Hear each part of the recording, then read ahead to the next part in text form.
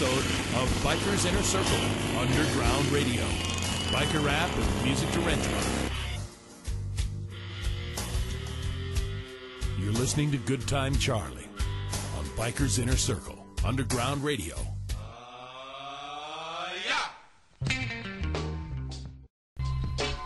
Alright, how y'all doing? This is Good Time Charlie. Checking out Biker's Inner Circle, Underground Internet Radio and Video Show.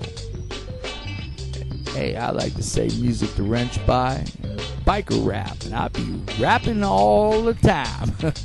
Anyway, I found some old footage back in 2005, the night before Rogue got inducted into the Hall of Fame for being a freedom fighter.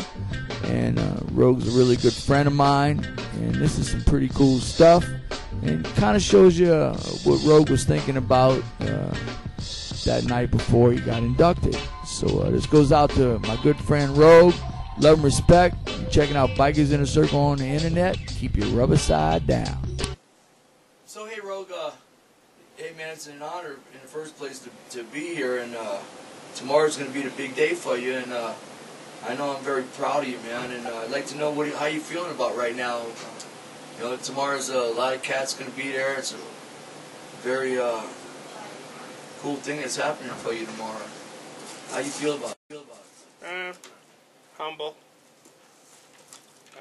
And you're right, there's going to be a lot of people there, and the good thing about it is it's going to be people in the industry, my peer group. You know, if the government ever said, "Hey, man, you know, you're cool. Here's just what I need," but you know, no matter what industry you're in, when the people that have worked with you for 50 years or better go, "Hey, bro, you did okay." I'm a media, but then Luke Kimsey from Easy Riders Magazine contacted me when we were fighting the helmet law, and he gave me an opportunity to work for the magazine, which helped get the helmet fight going and all the rest of that. And of course, Keith Boyle, who's also going to be inducted into the Hall of Fame, was... What do you say he's getting inducted? What's his honor? Like yours is the biker rights. What is... Well, Keith's is a Hall of Fame more... I believe for his journalistic efforts. You guys got to a whole different experience than some of the guys that think they're living, you know, I mean... Well, I was lucky, you know, I just ran into some of the right people when I was young. And I liked it, you know, and when I was in the military, I happened to be overseas. I had a motorcycle. I mean, these were things that just didn't happen. And everybody looks at me about the helmet law. And it's not really that, okay? The first thing that I did, after I came back out of service, I had a bike. And go down to a local park, you know, trolling for chickies and all that kind of good stuff. All of a sudden, the cops go, "You can't ride your motorcycle in the park." It's all about freedom. Got a little indignant, you know. I'm overseas and doing all this stuff, and just like we got guys in the military today putting their life on the line. And I did what I was supposed to do, and I come back here, and you tell me that I can't ride my motorcycle? Well, you know, I'm about the most subtle guy in the world. Kiss my ass. And we went to court and whooped them. You sure did. Okay. So we rode motorcycles in the park. While a few years later, when the helmet law came up, it was just the straw that broke the camel's back. Pissed me and a bunch of other people. Said enough. We got to stop them somewhere. That's as good a point as any. And it wasn't about... I rode to Sturgis from Melbourne, Palm Bay, Florida. I wore a helmet because I felt like wearing a helmet. You know, I didn't want to get my bald spot. sunburn. Okay? That's my manner of choice. I didn't wear it for none of them other lame reasons. Okay? I'm being honest with you. I got a bald head. I'm old. I'm supposed to have a bald head. Okay? But it hurts when it gets sunburned. So I wore the helmet. So it gets kind of shaky. I can keep this.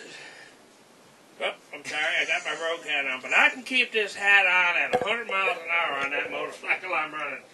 Well, we went over that once or twice because I was running with Barry. It was in one of them states I'm sure had that kind of speed limit, because we don't do that stuff. I know you don't. Or it was a test thing, so sometimes you need to do it. But Can I ask you something I always wanted to ask you? I don't know why I never can asked ask me. How'd you get your nickname Rogue? Well, first people started calling me, one of my motorcycles was called Crazy Horse. They started calling me crazy. I ain't crazy. Okay, horse was the name for heroin. I don't do that shit. Okay, so I needed a byline, and what was happening was the cops were saying that motorcycle people are bad guys. So, really, I go over and I get this guy that works at Sikorsky Aircraft. And we're an executive kind of dude, Monday to Friday, working this, what we call yuppie gig today. And on the weekend, he's a biker. And actually, he was a biker in disguise. He was more a biker than a yuppie. So we did an article on him. Okay, and it just shows him outlaw, bad guy. Oh my God, don't let your daughter go out with him. And at the very end, we say what he is. So we compared it to the police files and the mug shots that they have of me and a lot of other guys that ride motorcycles. Trust me. So, Yeah, I know me and you belong to the same club. yeah, the police files. But what it did was we looked for a name. And the English version of the police files is called the Rogues Gallery. Okay? This is right up my line. That's interesting. So now I'm going, before I get into this too far, I better look this up in a dictionary.